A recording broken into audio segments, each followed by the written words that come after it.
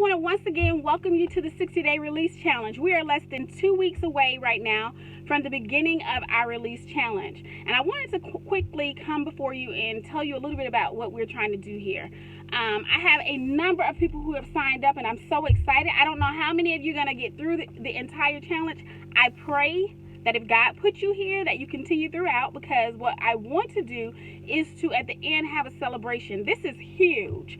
So many of us have been affected by generational curses, sexual abuse, alcoholism, drug abuse, domestic abuse, and the list continues and continues and continues. Complacency, divorce, all types of things. It's so many generational curses that we carry from one generation to the next, and we blame everybody for what's going on instead of taking a look at the situation and understanding that we have the ability to break those curses. We just have to learn how and move forward. So in the next couple of weeks, go ahead and get yourself a journal, get you something to write with. Go ahead and put down some of the curses that you know that you face in your family every single day, and some of the things that keep you from being great. Because generational curses really do hold a bondage to our hearts, and they keep us from being or reaching our next levels. So the goal is to get to a point where we can identify those things.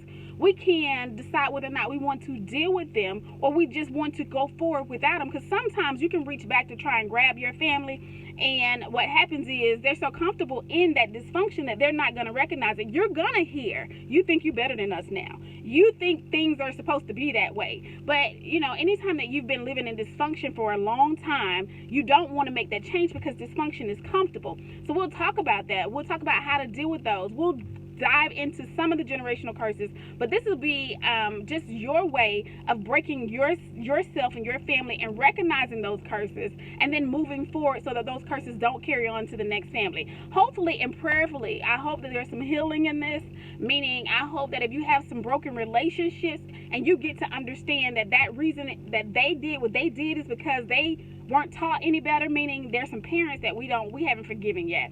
There's some siblings that we haven't forgiven yet. And the hardest part of this will probably be the forgiveness part, because it's hard to forgive somebody who doesn't even know they need to be forgiven. So I look forward to dealing with those issues. Also look forward to loving on you guys. In the interest of us getting started, we want to make sure that we're covered. So next Monday, I'll start a prayer call at 6:45 in the morning. I will be sending out that information on Sunday, no later than Sunday. The call information, you can just get on. You don't have to speak. But let me say this. I would love to hear stories of success, things you know that have been holding your family bondage that you've already taken care of, so that I can share those on the website. I won't put your name there. I don't want to put out anybody's business. I'm very transparent, so you can ask me anything. As always, if you need me prior to that, my number's listed on the site as well as on this email. And I will get back to you as soon as I can.